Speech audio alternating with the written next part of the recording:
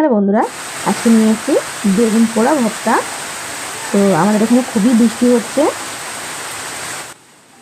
তো এখানে আমি 3টে বেগুন নিয়েছি, 3টে কাঁচা লঙ্কা নিয়েছি, আর নিয়েছি রসুন। তো লঙ্কাটা ভেতরে ভরে দিয়েছি, আর আমি রসুনগুলো এরকম চিড়ে 3 কাট করে দিয়েছি একটা বেগুনে। তো আমার 3টে বেগুনই হয়ে গেছে, পোড়া বসিয়ে দিলাম। আমি ঘুরিয়ে ফিরিয়ে একটু পুড়িয়ে নেব, আমি গ্যাসেই পোড়াচ্ছি।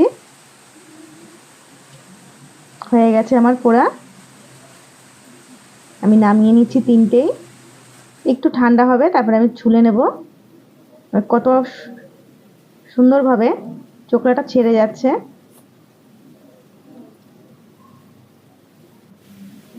তিনটেই আমার ছাড়ানো হয়ে গেছে, রসুনটা খুব সুন্দর গলেছে।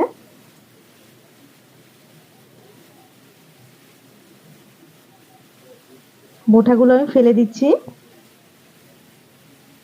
তো লঙ্কাটাও খুব সুন্দর সিদ্ধ হয়েছে, আর বেগুনগুলো পোড়া হয়েছে। তো আমি এগুলো একটু মেখে নিচ্ছি। এখানে দিয়ে দেবো আমি সর্ষের তেল, একটু রসুন কুচি দিয়ে দেবো। এই পদ্ধতিতে রান্না করলে কিন্তু ভর্তাটা অনেকই সুস্বাদু হয়, বাড়িতে অবশ্যই সঙ্গে দিয়ে দেবো আমি পেঁয়াজ, আর একটা আমি কাঁচা লঙ্কা কুচিয়ে নিয়েছি। এটা একটু ভাজা ভাজা, খুব বেশি ভাজা করব না, হালকা ভাজা করব। দিয়ে দিয়েছি আমি টমেটো দুটো কেটে। বুঝলে, টমেটোটা আর পেঁয়াজটা কিন্তু একদম গলা গলা করবেন না, এতে কিন্তু বেগুন ভর্তার টেস্টটা আসবে না। আমি এখানে 3টে লঙ্কা পুড়িয়ে নিয়েছি, আমরা একটু ঝাল খাই, আপনারা চাইলে ঝালটা একটু কম দিতে পারেন।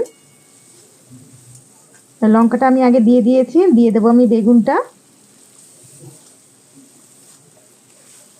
ভালো করে নাড়িয়ে চাড়িয়ে নিয়েছি, দিয়ে দেবো আমি ধনেপাতা কুচি। ভালো করে ধনেপাতাটা মিশিয়ে নেব। আমার কিন্তু একদম রেডি, আমি নামিয়ে নেব। আমি কিন্তু একটা কাঁচা লঙ্কা চিড়ে আর ধনেপাতা দিয়ে আর কয়েকটা পেঁয়াজ টুকরো দিয়ে আমি সাজিয়েছি, দেখতে অনেক লোভনীয় লাগছে। ভিডিওটা কেমন লাগছে অবশ্যই জানাবেন। আজকের জন্য এখানেই, নমস্কার।